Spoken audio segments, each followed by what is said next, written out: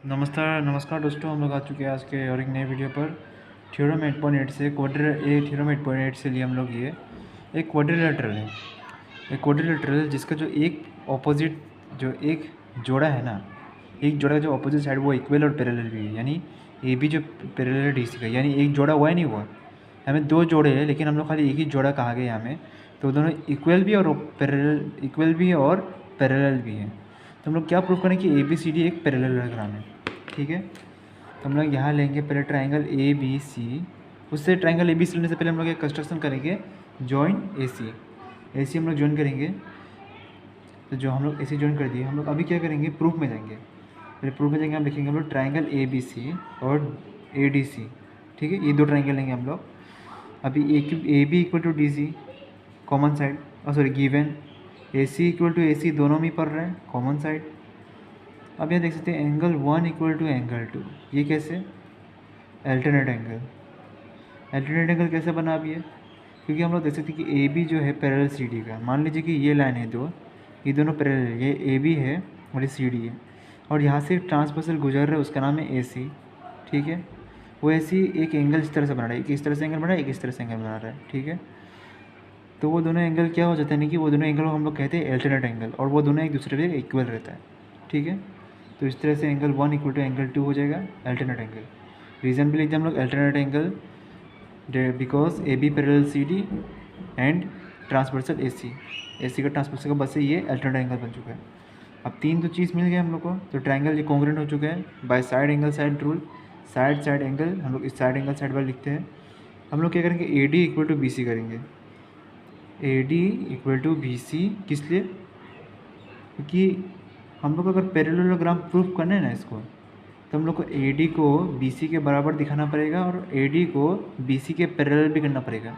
ठीक है, बराबर भी दिखाना पड़ेगा और पैरेलल भी करना पड़ेगा, तब जाके पैरेललोग्राम प्रूफ होगा। ठीक है, हम A D equal to B C लिए हैं, सी पी सी टी हो गया, इक्वेशन 1 मान लेंगे हम लोग। सबसे मेन चीज़ जो था ए डी बराबर दिखाना था, हम लोग कर चुके हैं। अब हम लोग क्या टारगेट है, हम लोग टारगेट है कि अब ये दोनों को पैरेलल भी दिखाना है, तब जाके ये पैरेललोग्राम प्रूफ होगा। तो हम लोग एंगल 3 इक्वल टू एंगल 4 मान लेंगे। कैसे, ये दोनों ट्राइंगल है, ये दोनों ट्राइंगल का कॉरस्पेंडिंग पार्ट है। ये दोनों ट्राइंगल का हम लोग ये दोनों एंगल लेंगे और एंगल का नाम ले लिए 3 और 4, जिसको हम लोग सी पी सी टी में डाल के इक्वल कर देंगे। ठीक है, angle 3 equal to angle 4 C P C T, इसको हम लोग इक्वेशन 2 मान लेंगे।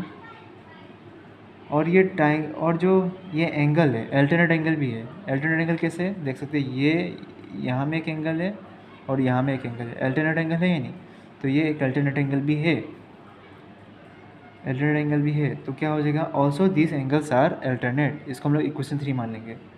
तो इक्वेशन 2 और 3 से ये दोनों एंगल इक्वल भी है और अल्टरनेट भी है। जब कोई मान लीजिए कोई पैरेलल में कोई ट्रांसवर्सल का कोई एंगल इक्वल है और अल्टरनेट भी है ना, तो क्या हो जाता है कि ये दो जो लाइन होता है ना वो पैरेलल हो जाता है, क्योंकि ट्रांसवर्सल के साथ जो एंगल बन रहा है वो अल्टरनेट भी बन रहा है और इक्वल भी हो रहा है, तो वो दोनों पैरेलल हो जाता है। उसमें जो ट्रांसवर्सल जिसको काट रहा है ना लाइन का, वो दोनों लाइन पैरेलल हो जाता है।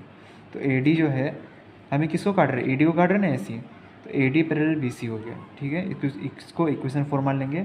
फ्रॉम 1 में हम लोग A D equal to B C था, और फ्रॉम 4 यहाँ देखते थे equation 4 A D parallel B C था। हम लोग को प्रूफ करने के लिए क्या चाहिए था, ये दोनों साइड इक्वल भी हो और पैरेलल भी हो। तो 1 और 4 से ये दोनों साइड इक्वल भी है और 4 में पैरेलल भी है, तो ए बी सी डी एक पैरेललोग्राम है। बहुत ईजी था ये, बस इतना ही। हम लोग को क्या प्रूफ करना था कि ए डी को बी सी के बराबर बनाओ और ए डी को पैरेलल बी सी कर दो। ये दो चीज़ कर देंगे तो निकल जाएगा इसका answer, A B C D एक पैरेललोग्राम हो जाएगा।